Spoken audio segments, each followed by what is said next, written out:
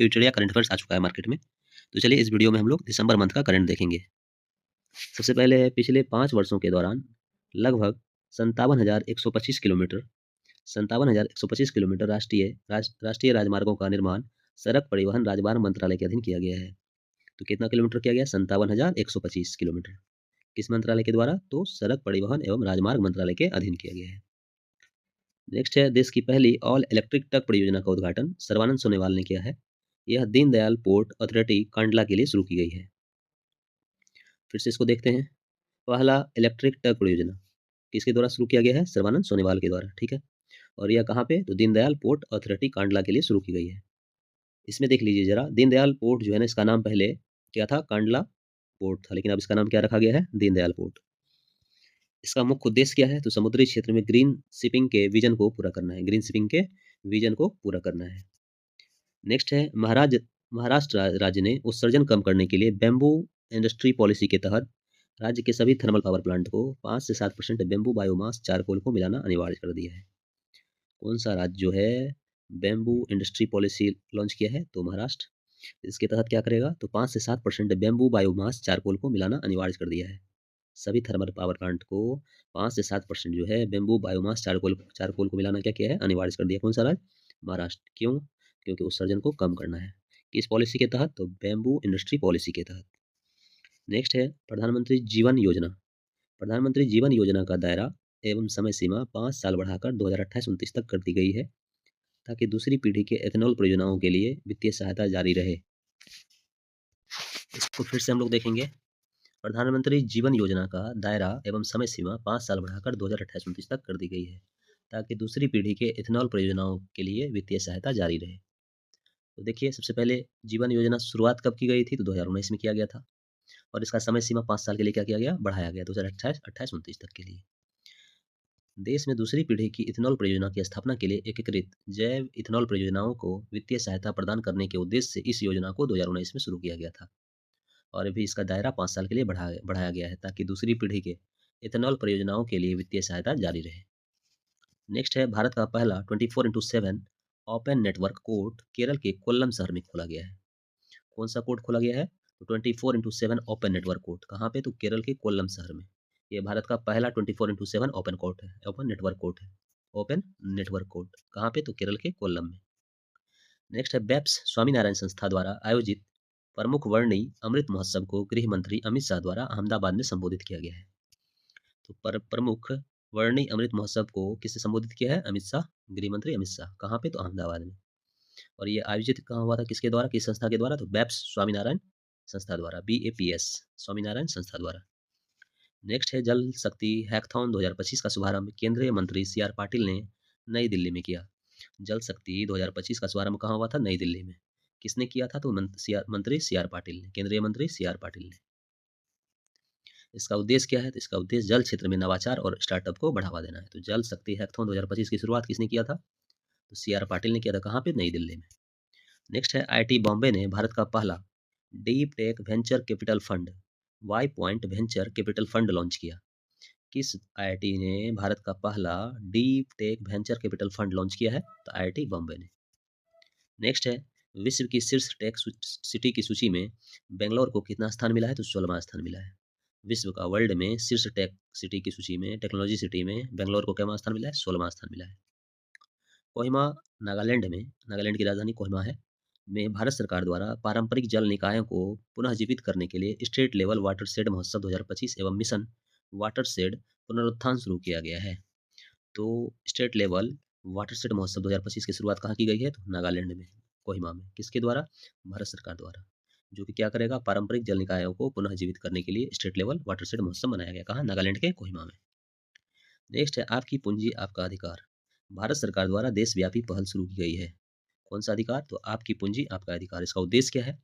तो नागरिकों को निष्क्रिय वित्तीय संपत्ति का पता लगाना, उन्हें पुनः प्राप्ति में मदद करना। यह पहल 3A फ्रेमवर्क के थ्रू किया गया है।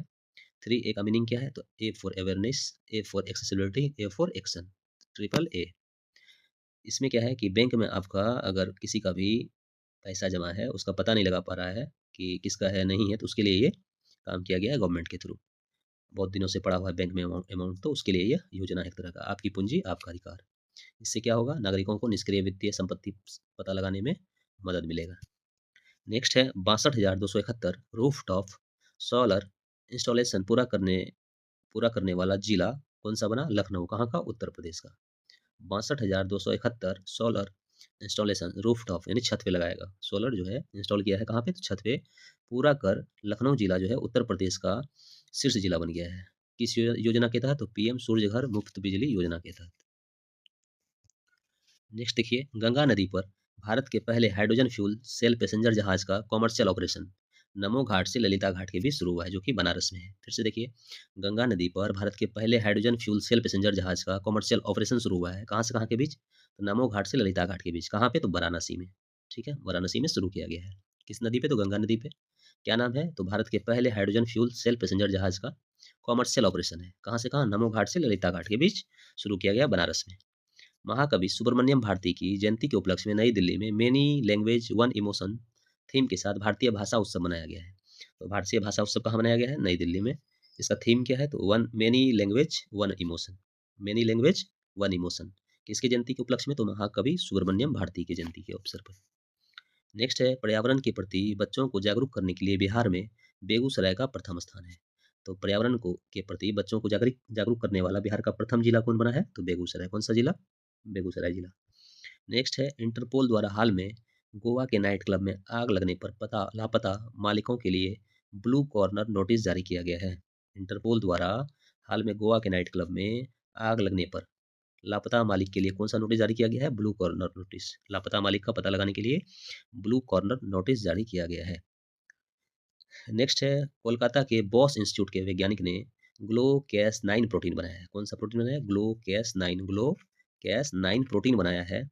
कौन सा इंस्टीट्यूट? कोलकाता का बॉस इंस्टीट्यूट के वैज्ञानिक ने। जो कोशिकाओं के अंदर चमकता है, सेल के अंदर क्या होगा? ये चमकेगा। ठीक है, और तथा जिससे क्रिस्पर कैस 9 के द्वारा जारी ऑपरेशन की रियल टाइम मॉनिटरिंग कर जीन एडिटिंग को ट्रैक किया जाएगा। कोलकाता का बॉस इंस्टीट्यूट का वैज्ञानिक क्या किया है? ग्लो कैस प्रोटीन बनाया है। काम क्या है इसका? जो कोशिका के अंदर चमकता है, जिससे क्रिस्पर कैस 9 के द्वारा ऑपरेशन की रियल टाइम मॉनिटरिंग कर जीन एडिटिंग को ट्रैक किया जाएगा। जीन एडिटिंग को ट्रैक किया जा सकता है। नेक्स्ट है, दिल्ली विवि के आर्ट्स संघ है, आर्ट्स विभाग के सभागार का नाम क्या रखा गया? वंदे मातरम हॉल। दिल्ली यूनिवर्सिटी का जो आर्ट्स विभाग है उसके सभागार का नाम क्या रखा गया है? वंदे मातरम हॉल। नेक्स्ट है, केंद्रीय कैबिनेट द्वारा बीमा क्षेत्र में एफडीआई का मंजूरी मिला है? 100%। कितना परसेंट? 100%। नेक्स्ट है, देश की पहली स्लीपर वंदे भारत कहाँ से कहाँ चलेगी? पटना से दिल्ली के बीच। देश का पहला है स्लीपर वंदे भारत कहाँ से कहाँ चलेगा ये? पटना के बीच, पटना से दिल्ली के बीच। देश का पहला ऊर्जा संग्रहालय कहाँ बनेगा? पटना में बनेगा। पटना में देश का पहला ऊर्जा संग्रहालय बनेगा। कहाँ पे? पटना में। भारत का पहला गहरे समुद्र में समुद्री सूक्ष्म जीव अनुसंधान केंद्र आंध्र प्रदेश के नल्लौर में स्थापित किया जाएगा। देश का पहला गहरे समुद्र में समुद्री सूक्ष्म जीव अनुसंधान केंद्र आंध्र प्रदेश के नल्लौर में स्थापित किया जाएगा। नेक्स्ट है, एमएसएमई मंत्रालय ने पीएम विश्वकर्मा योजना के कारीगर के बाजार पहुंच को मजबूत बनाने हेतु अमेजन के साथ समझौता किया है। पीएम विश्वकर्मा योजना की शुरुआत कब हुई थी? तो 17 सितंबर 2023 को। डेट याद रखना है, 17 सितंबर 2023। 17 सितंबर 2023 ईयर स्पेशली याद रखना है, क्योंकि 24 भी देता है 25 भी। तो आंसर क्या होगा? 2023। नेक्स्ट क्वेश्चन है, 1 दिसंबर से 9 दिसंबर तक नई दिल्ली के सुंदर नर्सरी में सरस आजीविका फूड फेस्टिवल 2025 का आयोजन किया गया। तो सरस आजीविका फूड फेस्टिवल 2025 का आयोजन कहाँ किया गया? नई दिल्ली के सुंदर नर्सरी में। इसका उद्घाटन केंद्रीय ग्रामीण विकास और कृषि एवं किसान कल्याण मंत्री शिवराज सिंह चौहान द्वारा किया गया। यह महोत्सव राष्ट्रीय ग्रामीण आजीविका मिशन के तहत किया गया है। अब जरा इसमें देख लेते हैं, ग्रामीण विकास एवं कृषि एवं किसान कल्याण मंत्री कौन है? तो शिवराज सिंह चौहान जी हैं। और इन्होंने क्या किया? इसका उद्घाटन किया। किसका? तो सरस आजीविका फूड फेस्टिवल 2025 का। कहाँ पे? तो नई दिल्ली के सुंदर नर्सरी में। कब से कब? तो 1 दिसंबर से 9 दिसंबर के बीच। और यह महोत्सव जो है राष्ट्रीय ग्रामीण आजीविका मिशन के तहत किया गया है। नेक्स्ट है, नई दिल्ली स्थित इंदिरा गांधी अंतर्राष्ट्रीय हवाई अड्डा को पर्यावरण अनुकूल होने के कारण देश का पहला जल पॉजिटिव हवाई अड्डा घोषित किया गया है। जल पॉजिटिव हवाई अड्डा कौन बना है? इंदिरा गांधी अंतर्राष्ट्रीय हवाई अड्डा को पर्यावरण एनवायरमेंट के अनुकूल होने के कारण इसको पहला जल पॉजिटिव हवाई अड्डा घोषित किया गया है। इंदिरा गांधी अंतर्राष्ट्रीय अड्डा कहाँ पे है? हवाई अड्डा तो नई दिल्ली में है। नेक्स्ट है, महिला एवं बाल विकास मंत्रालय ने 27 नवंबर 2025 से 28 मार्च 2026 तक बाल विवाह मुक्त भारत के लिए 100 दिवसीय गहन जागरूकता अभियान शुरू किया है। कितना दिन का? तो 100 दिन का। 100 दिवसीय जो है गहन जागरूकता अभियान शुरू किया है बाल विवाह मुक्त भारत के लिए। अब देखिए बाल विवाह मुक्त अभियान कब से स्टार्ट हुआ है? तो वर्ष 2024 में 27 नवंबर को प्रारंभ हुआ था। इस पहल के 1 वर्ष पूरा होने के उपलक्ष्य में यह अभियान शुरू किया गया है। तो कहने का मतलब क्या है कि 1 साल बाद 2024 में इसका शुरुआत हुआ था बाल विवाह मुक्त अभियान का, और 1 साल बाद 27 नवंबर 2025 से 8 मार्च 2026 तक जो है 100 दिवसीय गहन जागरूकता अभियान शुरू किया गया है। नेक्स्ट है ऑस्ट्रेलिया के विक्टोरिया विश्वविद्यालय ने हरियाणा के गुरुग्राम में अपना पहला भारतीय परिसर की नींव रखी है। ऑस्ट्रेलिया का कौन सा यूनिवर्सिटी? विक्टोरिया यूनिवर्सिटी जो है हरियाणा के गुरुग्राम में अपने पहले भारतीय परिसर की नींव रखी है। नेक्स्ट है तेलंगाना सरकार ने हैदराबाद स्थित अमेरिकी वाणिज्य दूतावास के पास वाली सड़क का नाम अमेरिकी राष्ट्रपति डोनाल्ड ट्रंप के नाम पर रखने की घोषणा की है। सड़क का नाम अब डोनाल्ड ट्रंप एवेन्यू रखा जाएगा। तो कौन सा सरकार? तो तेलंगाना सरकार ने हैदराबाद स्थित जो वाणिज्य दूतावास है अमेरिका का, उसके सड़क का नाम क्या रखेगा? तो डोनाल्ड ट्रंप एवेन्यू रखा जाएगा उस सड़क का नाम अब तेलंगाना सरकार के द्वारा। ठीक है। राज्य राजस्थान विशेष गहन पुनरीक्षण एसआईआर कार्यक्रम के तहत अपनी मतदाता सूची का 100% डिजिटलीकरण पूरा करने वाला भारत का पहला राज्य बन गया है। एसआईआर कार्यक्रम के तहत जो है ना अपनी मतदाता सूची का 100% डिजिटलीकरण कर देगा कौन सा राज्य? राजस्थान। कौन सा राज्य? राजस्थान। यह भारत का पहला राज्य बन गया है। नेक्स्ट है भारत ने लाल किला में 20वें यूनेस्को अमूर्त सांस्कृतिक विरासत सत्र की मेजबानी की है। इसमें दीपावली को अमूर्त सांस्कृतिक विरासत सूची में शामिल करने के लिए नामित किया गया है। दीपावली को मानवता की अमूर्त सांस्कृतिक विरासत की प्रतिनिधि सूची में शामिल किया गया है। यह भारत का 16वां तत्व है जिसे यूनेस्को की वैश्विक जीवंत परंपराओं की सूची में स्थान मिला है। अब यहाँ से प्रश्न बनेगा, आपको फेस्टिवल का नाम दे देगा छठ, दिवाली, दुर्गा पूजा, और इसमें चूज करने देगा कि हाल में किस पर्व को जो है यूनेस्को के 20वें अमूर्त सांस्कृतिक विरासत सत्र की में जो है शामिल किया गया है 16वां तत्व के रूप में। तो इसका आंसर क्या हो जाएगा? दिवाली। नेक्स्ट है 5 दिसंबर 2025 को लोकसभा में राइट टू डिस्कनेक्ट बिल 2025 विधेयक निजी सदस्य द्वारा पेश किया गया। इसके तहत कोई भी कर्मचारी कार्यालय समय के बाद कार्य संबंधी कॉल ईमेल को अनदेखा करने का अधिकार रखता है। ठीक है। प्रावधान क्या है? तो ओवर टाइम वेतन का भुगतान, कर्मचारी कल्याण प्राधिकरण की स्थापना, 10 से अधिक कर्मचारी। राइट टू डिस्कनेक्ट बिल जो है 2025 को पेश किया गया है। कहाँ पे? तो 5 दिसंबर 2025 को। कहाँ? तो लोकसभा में। इसके तहत कोई भी कर्मचारी जो है कार्यालय समय के बाद कार्य संबंधी कॉल और ईमेल को अनदेखा करने का अधिकार रखता है। यानी क्या? ऑफिस वर्क अगर खत्म हो गया तो उसके बाद अगर उसको कॉल जाएगा कंपनी से या ऑफिस से, तो वह उसको अनदेखा करने का अधिकार रखता है। बिल का नाम क्या है? Right to disconnect bill 2025। Next, भारतीय रेलवे ने एआई आधारित मालगाड़ी लॉकिंग निगरानी प्रणाली दृष्टि के लिए आईआईटी गुवाहाटी के साथ समझौता किया है। भारतीय रेलवे ने एआई आधारित मालगाड़ी लॉकिंग निगरानी प्रणाली का नाम क्या है? दृष्टि। और किस आईआईटी के साथ समझौता हुआ है? आईआईटी गुवाहाटी के साथ। नेक्स्ट, प्रधानमंत्री नरेंद्र मोदी ने हाल ही में गोवा के श्री संस्थान गोकर्ण पुर्तगाली जीवोत्थम मठ में प्रसिद्ध मूर्तिकार रामवी सुतार द्वारा निर्मित भगवान राम की एशिया की सबसे ऊंची कांस्य प्रतिमा का अनावरण किया है। नरेंद्र मोदी ने हाल ही में गोवा के श्री संस्थान गोकर्ण पुर्तगाली जीवोत्थम मठ में प्रसिद्ध मूर्तिकार रामवी सुतार द्वारा निर्मित भगवान राम की एशिया की सबसे ऊंची कितनी फुट? तो 77 फुट ऊंची कांस्य प्रतिमा का अनावरण किया है। तो श्री राम जी का जो है एशिया का सबसे ऊंचा मूर्ति कांस्य प्रतिमा का अनावरण जो है किस राज्य में हुआ है? तो गोवा में हुआ है। ठीक है। किस मठ के अंदर? तो गोकर्ण पुर्तगाली जीवोत्थम मठ में। ठीक है। और किस मूर्तिकार ने इसको निर्मित किया है मूर्ति को? तो रामवी सुतार ने। कितना फुट ऊंचा है? तो 77 फुट ऊंचा है। एशिया का सबसे ऊंचा प्रतिमा का अनावरण किया है, कांस्य प्रतिमा का। कौन सा प्रतिमा? कांस्य प्रतिमा। नेक्स्ट है, केंद्रीय मंत्रिमंडल द्वारा sintered rare earth permanent magnet manufacturing promotion scheme के लिए 7280 करोड़ 7,280 करोड़ रुपया वित्तीय सहायता को मंजूरी मिली है। केंद्रीय मंत्रिमंडल द्वारा sintered rare earth permanent magnet manufacturing promotion scheme के लिए 7,280 करोड़ रुपये का वित्तीय सहायता मंजूरी मिला है। नेक्स्ट है, बिहार सरकार पटना के फतवा के पास ज्योतिया मोजा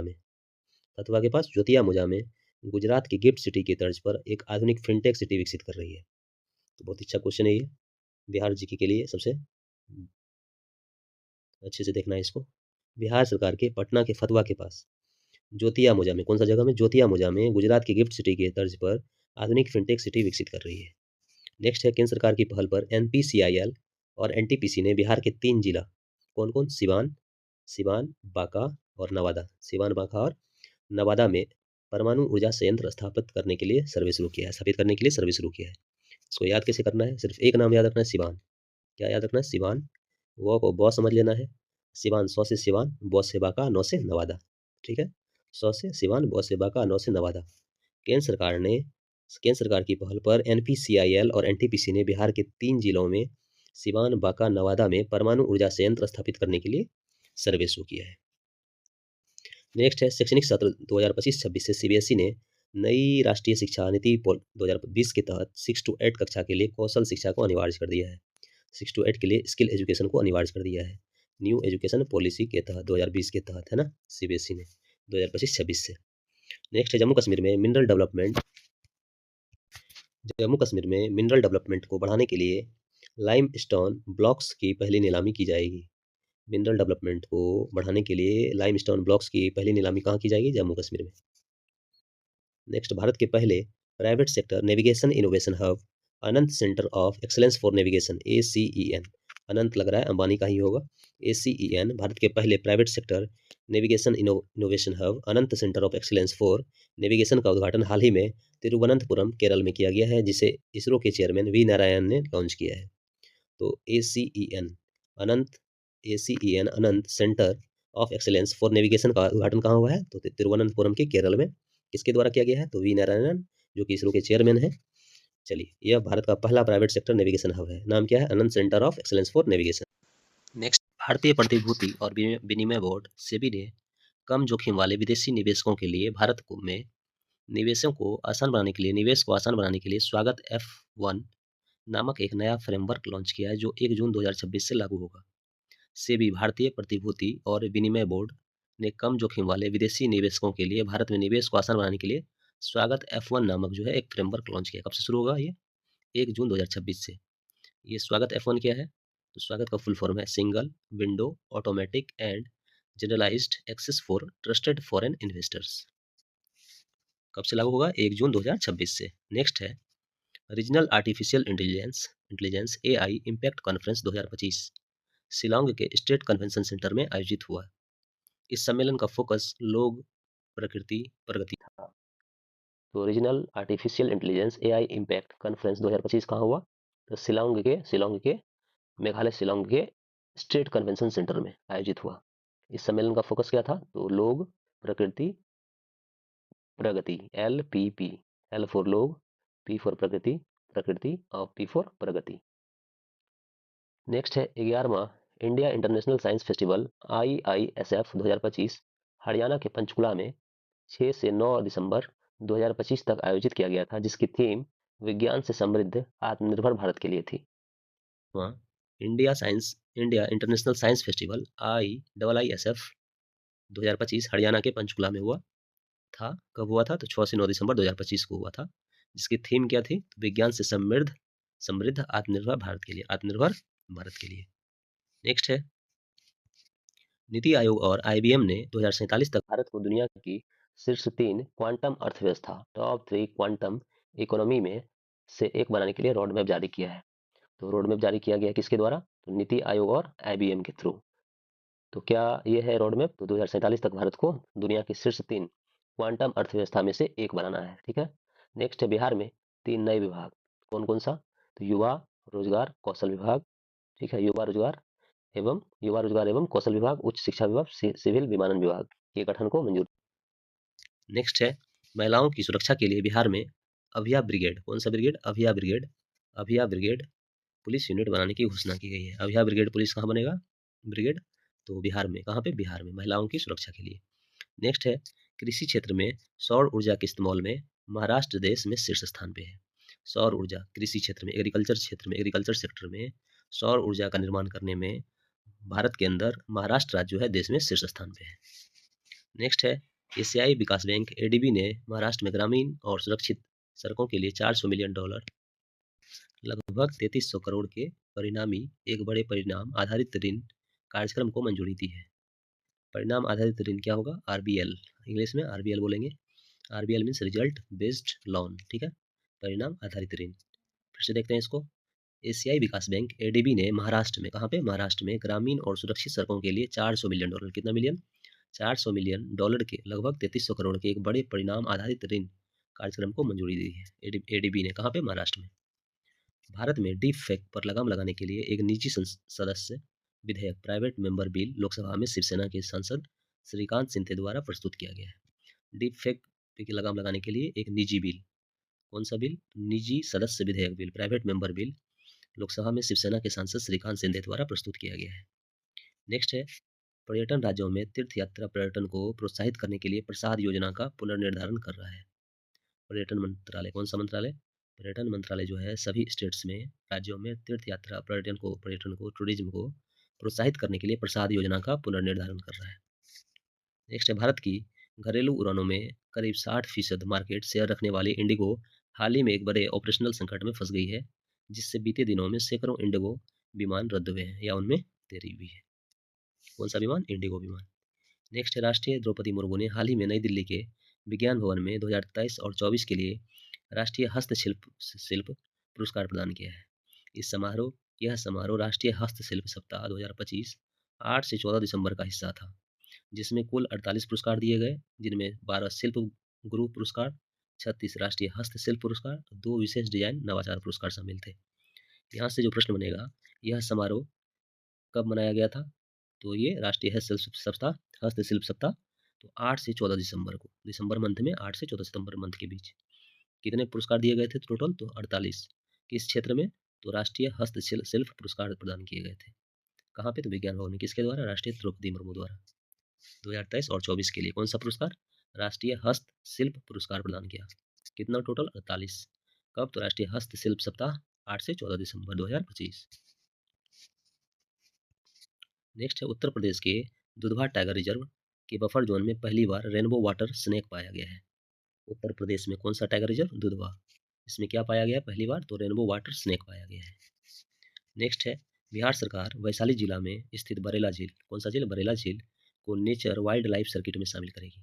बरेला का दूसरा नाम क्या है, डॉक्टर सलीम अली जुब्बा सहनी पक्षी अभ्यारण्य।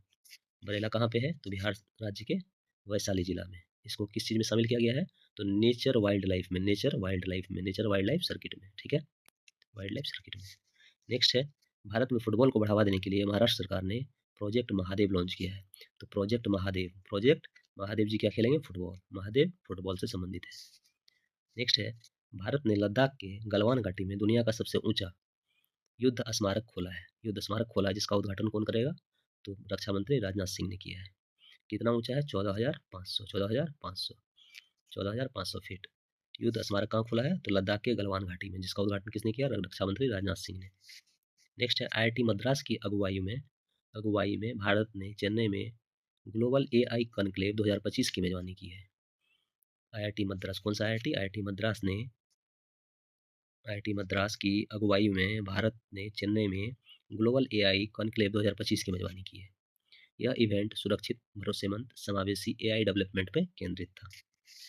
नेक्स्ट है, सुप्रीम कोर्ट ने स्टेट बार काउंसिल में महिलाओं के लिए 30% आरक्षण का निर्देश दिया है।